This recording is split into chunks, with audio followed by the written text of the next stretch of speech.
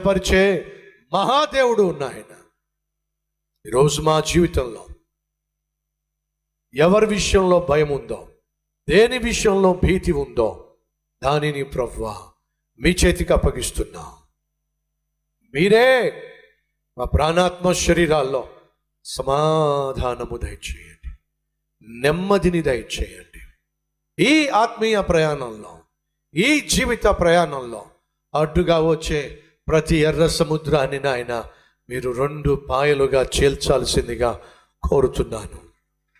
ఆపదగా కనిపించే ప్రతి అవస్థను నాయనా ఆశీర్వాదముగా మలచవలసిందిగా కోరుతున్నానయ్యా.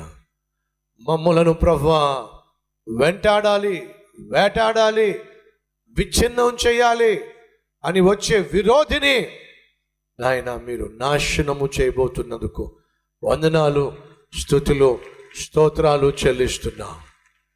నీ సన్నిధిలో విశ్వాసముతో ప్రార్థన చేసిన ప్రతి ఒక్కరి ప్రార్థన మీరు ఆలకించినందుకు వందనాలు. అద్భుతమైనటువంటి సమాధానము త్వరలో అనుగ్రహించబోతున్నందుకు స్తోత్రాలు. ఈరోజు మాకు కష్టంగా కనిపించవచ్చు, ఈరోజు మాకు నష్టంగా అనిపించవచ్చు, కానీ నేటి కష్టాలే నష్టాలే రాబోయే రోజుల్లో మమ్మల్ని ఉన్నత స్థితికి తీసుకుని వెళ్ళే నాయనా రెక్కలు అనే వాస్తవాన్ని మేము విశ్వసించులాన సహాయం చేయండి. ఈ దిన సేవకుడు నాయన ఎన్ని కష్టాల గుండా, ఎన్ని శ్రమల గుండా, ఎన్ని బాధల గుండా ఈ పరిచర్యను ప్రభువా ప్రారంభించాడు.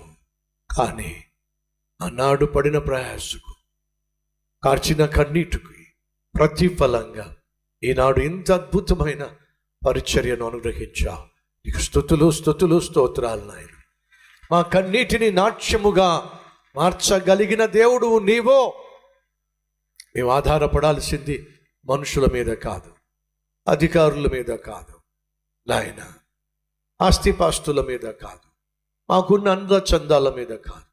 ఆధారపడాల్సింది అద్భుతాలు చేసే దేవుని మీద.